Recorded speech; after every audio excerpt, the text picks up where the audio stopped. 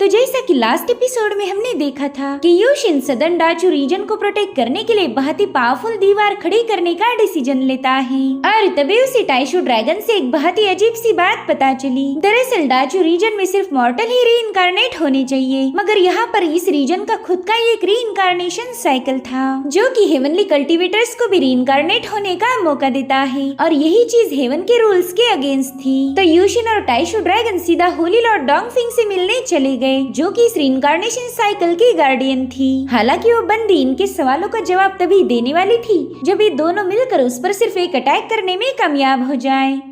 अब आगे तो इस एपिसोड की शुरुआत भी उसी सीन से होती जहां पर यूशिन और टाइशू ड्रैगन ने मिलकर डोंगफिंग पर अटैक किया था। इन दोनों ने उसे जंजीरों में जकड़ लिया और अभी अटैक करने के लिए उसकी तरफ आगे बढ़ ही रहे थे, मगर डोंगफिंग तभी एक ईवल सी स्माइल करने लगी। साथ ही साथ उसकी बॉडी से बहुत ही स्ट्रॉन्ग ऑरा रिलीज हो रही थी जिससे वहाँ पर एक जोरदार ब्लास्ट होकर ये दोनों भी काफी पीछे पुश हो गए। ये दोनों भी डोंगफिंग की पावर देखकर काफी ज्यादा हैरान थे। वैसे तो इन दोनों ने मिलकर उस पर कई सारे अटैक करने की कोशिश की थी लेकिन ये उसमें नाकाम रहे। साथ ही साथ रेत की घड़ी से सारी रेत फिसल चुकी थी। तब तक डोंगफिंग भी इन पर हमला करने के लिए रेडी हो गई और रेत के फिसलते ही उस बंदी ने अपनी एक एनर्जी ट्रेस को बस इनकी तरफ हल्के से रिलीज कर दिया। यूशिन उससे कह रहा था कि प्लीज ऐसा ना करे, लेकिन तब तक काफी देर हो चुकी थी। ये दोनों भी उस पावरफुल ब्लो से काफी पीछे ढकेले गए थे। इन दोनों को वहाँ से भगाने में डोंगफिंग को बहुत ज्यादा मजा आया था। तब तक लॉर्ड टियान वहाँ पर पहुँच जाते हैं। वो डोंगफिंग को ग्रीट करते हुए कहने लगे कि अगर ये दोनों बंदे 100 सालों तक भी कल्टीवेट करें तो भी आपके कल्टीवेशन लेवल तक पहुंच नहीं पाएंगे,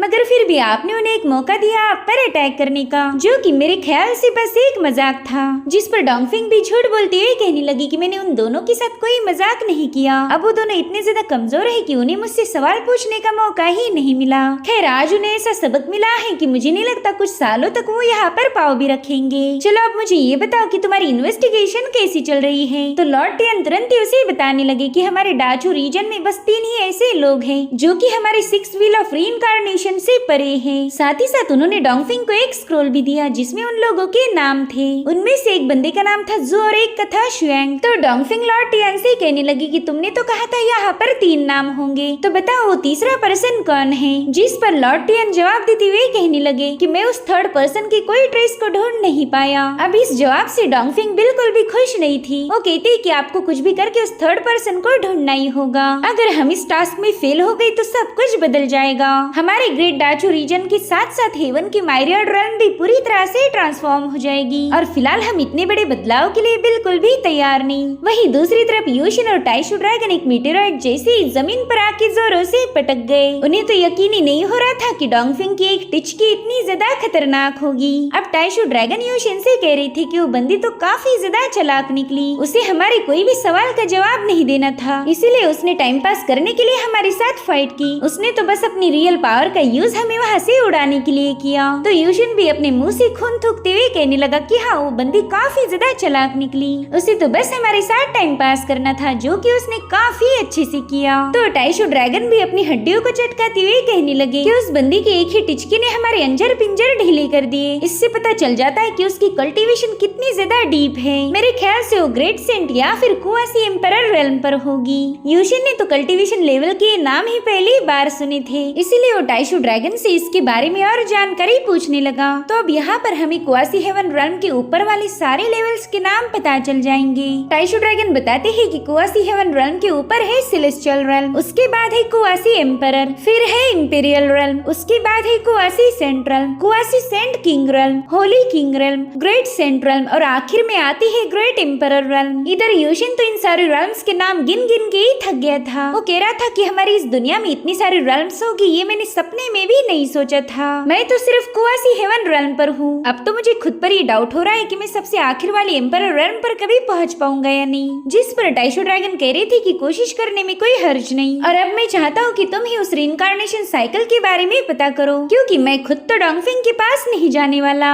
वेल मेरा आगे का प्लान है लिनशाओ को मेरी डिसाइपल बनाना, क्योंकि उस बंदी के पास एंशिएंट ट्राइब का ब्लड है। अगर अगर वो काफी कड़ी मेहनत करे तो आगे चलकर डोंगफेंग को हरा सकती है।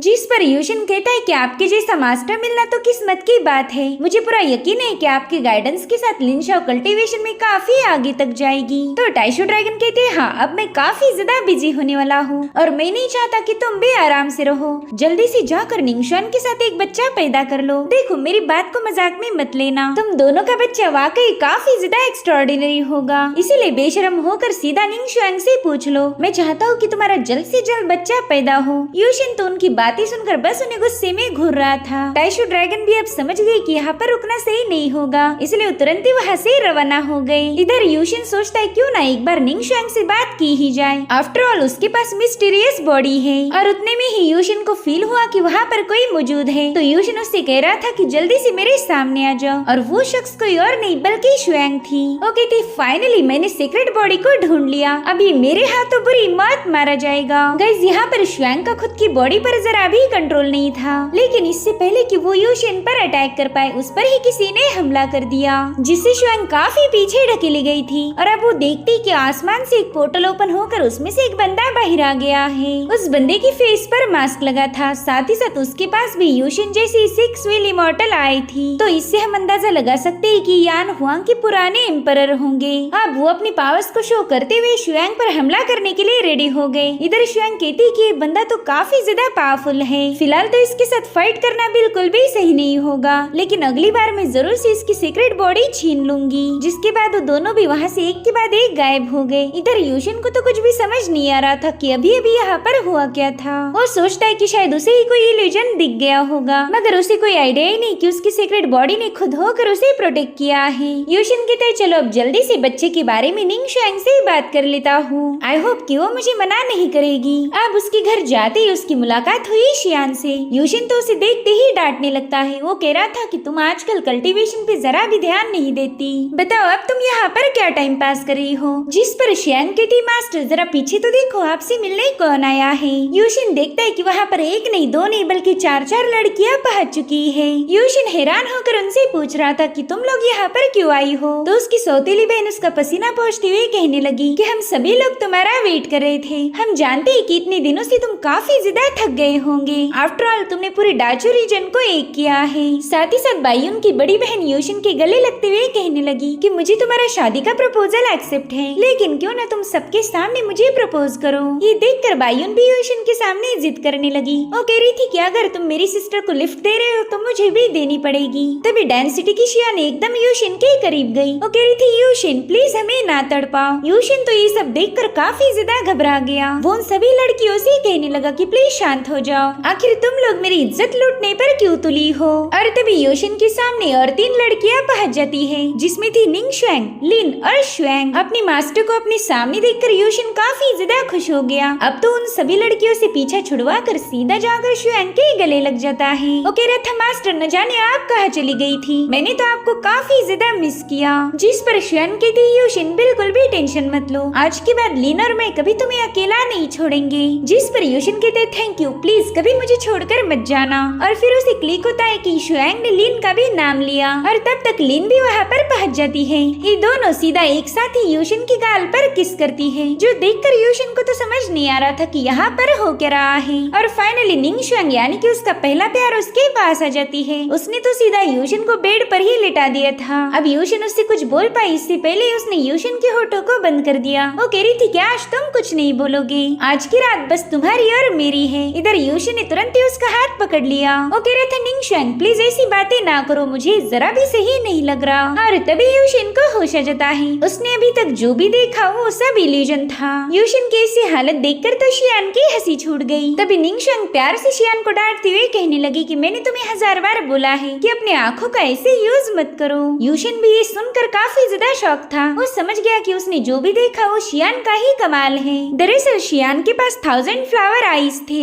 ऐसी रेयर पावर बहुत ही कम लोगों में पाई जाती है। यूशिन ने तो ऐसी पावर के बारे में पहली बार सुना था। तो निंगशुआंग को इस आईज के बारे में पूछने लगा, जिस पर वो बताती है कि शुआन जो चाहे वो इल्यूजन क्रिएट कर सकती है। साथ ही साथ वो अपने अपोनेंट की मेमोरीज और उनके थॉट को भी रीड कर पाएगी। ऐसी स्पेशल एबिलिटीज हमें जंग के दौरान काफी ज्यादा काम आ सकती है। हम दुश्मनों का माइंड रीड करके स्ट्रेटेजी बना सकते हैं। जिस पर यूशिन कहता है कि दूसरे लोगों की यादों यादों को पढ़ना और तो और उनकी मेमोरीज में झांकना ये एक किस्म की चीटिंग है। अगर हम इसका सही से यूज करके इसे अच्छे से नरिश करें तो शायद आगे चल कर हेवन एंड अर्थ में शांति कायम कर पाएगी। तो क्यों ना तुम शियान को भी अपने डिसाइपल बना लो। वैसे भी मैं शियान पर ज्यादा ध्यान नहीं दे पाता, लेकिन इसके लिए निंग शुआंग ने मना किया। वो बताती है कि मैंने तो ऑलरेडी हुआ को अपना डिसाइपल बना लिया है। जो सुनकर तो यूशिन और ज्यादा खुश हो गया, क्योंकि आज तक हुआ को सही से गाइडेंस नहीं मिला था। जिसके बाद वो निंग शुआंग से कहता है कि मैं तुमसे एक जरूरी बात डिस्कस करने आया हूँ। वहाँ की पेड़ पर बैठी हुई चिड़िया भी यूशिन की बात काफी केयरफुली सुन रही थी। यूशिन कहता है कि मेरे ख्याल से टाइशू ड्रैगन एकदम सही बोल रहे हैं। हम दोनों के पास स्पेशल ब्लड लाइन है, तो क्यों ना हम दोनों एक होकर उससे एक नई यूनिक ब्लड लाइन क्रिएट करें। ये सुनकर तो निंग शुआंग काफी ज्यादा शर्माने लगी। उसे लग रहा था कि यूशिन उसके साथ एक बच्चा पैदा करना चाहता है, मगर तभी यूशिन कहते हैं चलो फिर जल्दी से अपना ब्लड एसेंस बाहर निकालो, हम अभी के अभी उसे मर्ज करेंगे। यूशिन का ऐसा रूखा सूखा प्रपोजल सुनकर उस चिड़िया ने भी अपने प्राण त्याग दिए। ये सुनकर हुआ भी कहता है अरे बस इतना ही, हमें तो लगा था आप कुछ और करोगे। शियान भी कहती मास्टर आप तो काफी ज्यादा बोरिंग निकले, हमें तो लगा था कि आप ट्रेडिशनल वे से बच्चा पैदा करोगे। अब इस पर क्या जवाब दिया जाए ये यूशिन को समझ नहीं आ रहा था।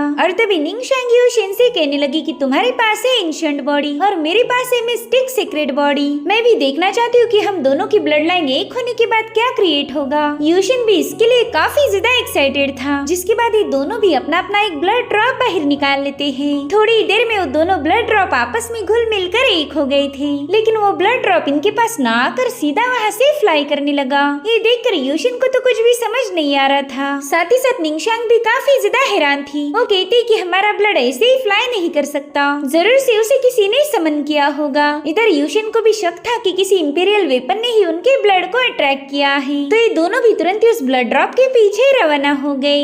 इधर डोंगफेंग भी यूशिन और निंग शुआंग पर नजर रखी हुई थी। ये लोग देखते ही कि वो दोनों भी एक ब्लड को फॉलो कर रहे हैं। लॉर्ड टियान को तो कुछ भी समझ नहीं आ रहा था, तो होली लॉर्ड डोंगफेंग उन्हें बताती है कि एम्परर आर्टिफैक्ट ने उस ब्लड को अपने पास बुलाया है और इस एम्परर आर्टिफैक्ट का नाम था शुआंग यान। अभी यूशिन की मास्टर है या फिर कोई और, ये हमें फिलहाल तो बताया नहीं गया। इधर शुआंग और यूशिन अपने ब्लड ड्रॉप को फॉलो करते हुए एक बादलों से घिरी हुई जगह पर पहुँच गए, जहाँ पर उन क्लाउड में से एक डिवाइन फिश बाहर आ जाती है, जो की धीरे धीरे करके एक फायर फिनिक्स में बदल गई। अब वो फायर फिनिक्स भी एक गोल्डन ड्रैगन में बदल गया था, जो देखकर यूशिन और निंग शुआंग काफी ज्यादा हैरान हो गए। यूशिन कह रहा था पता नहीं ये जगह कौन सी है। निंग शुआंग उसे बताती है कि मुझे यहाँ पर काफी अनईजी की फीलिंग आ रही है, और यूशिन को भी सेम वैसा ही महसूस हो रहा था। वो निंग शुआंग को बताता है कि इस क्लाउड सी में एक अजीब सी एनर्जी है। तो यूशिन अपने माथे से डिवाइन पावर रिलीज करते हुए इस एनर्जी को पहचानने की कोशिश करता है, लेकिन वहाँ मौजूद अजीब सी ऑरा उसे ऐसा नहीं करने देती। यूशिन अब काफी ज्यादा क्यूरियस हो गया, उसे जानना था कि इस क्लाउड के नीचे आखिर है क्या। तो तुरंत ही अपनी 6 व्हील इमॉर्टल आई को एक्टिवेट करते हुए उस क्लाउड के अंदर झांकने लगा।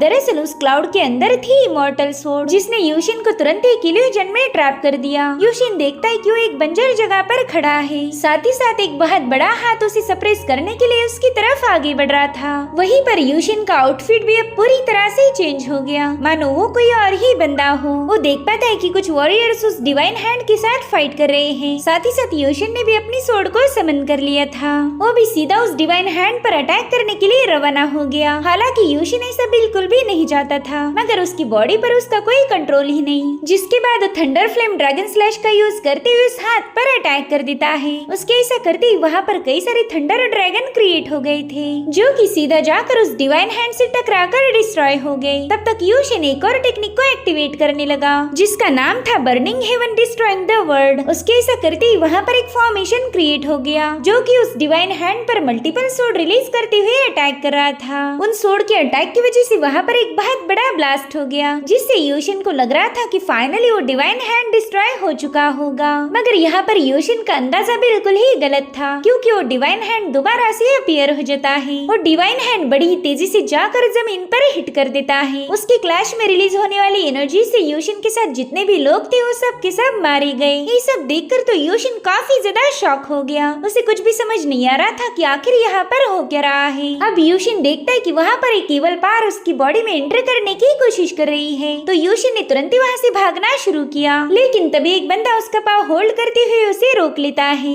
यूशिन उससे पूछ रहा था कि तुम ठीक तो हो ना, और वो बंदा भी कोई और नहीं बल्कि यूशिन का एक फॉर्म है। तब तक यूशिन भी अपने असली फॉर्म में आ चुका था। ये सब देखकर तो यूशिन का दिमाग ही घूम गया। इधर वो बंदा उसे बता रहा था कि तुम्हें कुछ भी करके रूओशी को खत्म करना ही होगा। और तभी यूशिन देखता है कि वो पूरी जगह कोलैप्स हो रही है, मगर वो पूरी जगह डिस्ट्रॉय होने से पहले यूशिन की बॉडी में एक ब्लैक एनर्जी एंटर करती है और उसी वक्त यूशिन उस अजीब से इल्यूजन से बाहर आ गया। उस डार्क एनर्जी की वजह से यूशिन को काफी ज्यादा तकलीफ हो रही थी। साथ ही साथ हम देख पाते कि उसकी आंखों से खून निकलने लगा है। यूशिन चाहकर भी अपने आंखें खोल नहीं पा रहा था। तब तक निंग शुआंग भी घबराते हुए उसके पास पहुंच जाती है। वो तो यूशिन की हालत देखकर बहुत ज्यादा घबरा गई, इसलिए वो कहती कि हम इस जगह पर ज्यादा देर तक रुक नहीं सकते, चलो अब हमने जल्दी से यहाँ से निकलना चाहिए। जिसके बाद वो यूशिन को लेकर क्लाउड सी से दूर एक चोटी पर पहुंच जाती है, जहाँ पर आते ही यूशिन ने कल्टीवेट करना शुरू किया। उसे ऐसा लग रहा था कि उसकी बॉडी अंदर से डैमेज हो चुकी है, तो जल्दी से अपनी ट्रू फायर को एक्टिवेट करते हुए अपनी बॉडी को हील करने लगा।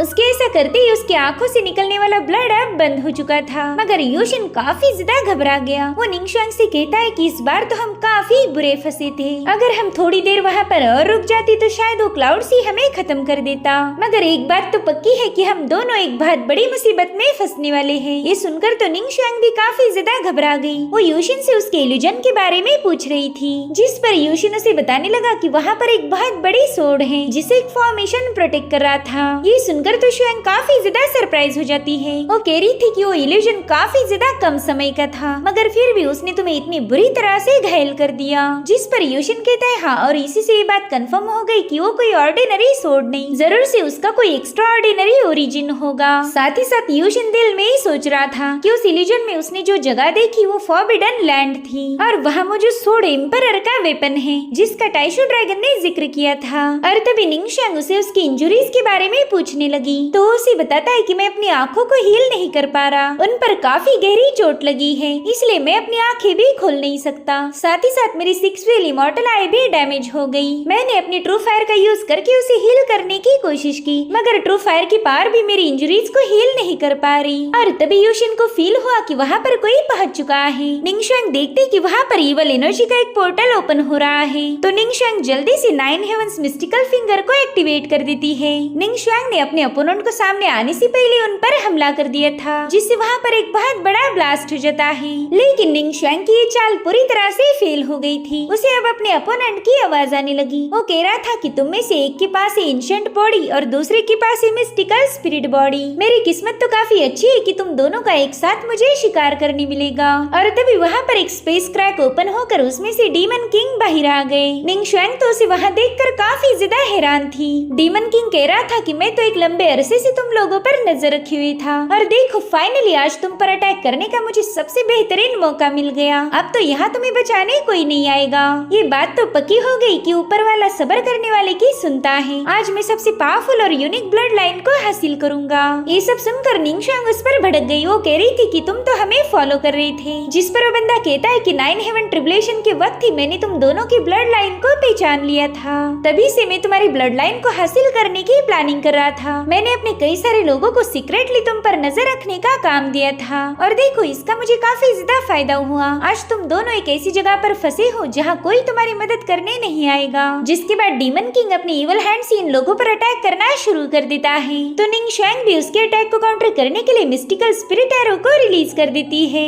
जिससे वहाँ पर एक बहुत बड़ा क्लैश हो गया। साथ ही साथ यूशिन और निंग शुआंग भी काफी पीछे पुश हो गए थे। निंग शुआंग देखती कि यूशिन बिल्कुल भी अपनी आंखें ओपन नहीं कर पा रहा, जिसके चलते उस पर अटैक होने के चांसेस काफी ज्यादा बढ़ गए थे। तो तुरंत ही अपने टाओ फॉर्म को समन करते हुए उससे कहने लगी कि जल्दी से यूशिन को लेकर यहाँ से दूर चली जाओ, अगर वो यहाँ रुक गया तो उसकी जान को खतरा होगा। तो टाओ फॉर्म तुरंत ही यूशिन को लेकर वहाँ से निकलने लगी। हालांकि वो निंग शुआंग को अकेला छोड़कर वहाँ से नहीं जाना चाहता था, मगर टाओ फॉर्म उसकी एक नहीं सुनती। इधर डीमन किंग अपने लोगों को हुक्म देता है कि जल्दी से उस यूशिन को कैप्चर करो, मुझे किसी भी कीमत पर यूशिन की एंशिएंट ब्लड लाइन हासिल करनी है। तो वो लोग तुरंत ही यूशिन के पीछे रवाना हो गए, और इसी के साथ एपिसोड यहीं पर एंड हो जाता है। Thank you so much for watching. Bye bye, take care.